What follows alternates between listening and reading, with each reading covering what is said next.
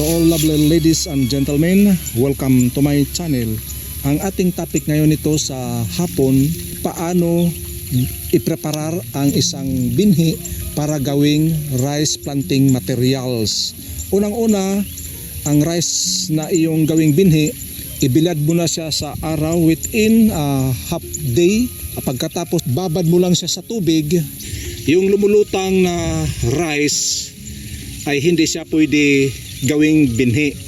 Tanggalin siya, salain, at yung nakalubog doon sa bottom sa kanyang bucket, yun ang gawing binhi, at ilagay uli dito sa sako at dito na sa ibabad na mga isang araw.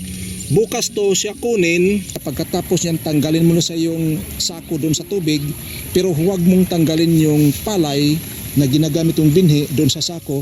Bagkus ay lukuban mo siya ng plastic na hindi talaga makalabas yung temperature na upang magkaroon siya ng tuluyang germination. Pag mag-germinate na siya, lumalabas na yung primary roots, dalhin mo na siya doon sa nursery plot at doon na siya magkapag-sprout. Dahil mayroon ng soil at tubig, madali na siyang mabubuhay at lumalabas na yung primary roots niya. Pagkatapos niyan ay isa namang unang dahon, yung rice leaf blade. Within 20 days, mahaba na siya, pwede na siyang itanim. 20 to 26 days. Ito yon ang paano ang paggawa ng binhi para sa pagtanim ng rice para gawing pang transplant. Ito yon. So yan lang ang ating mga content ngayon.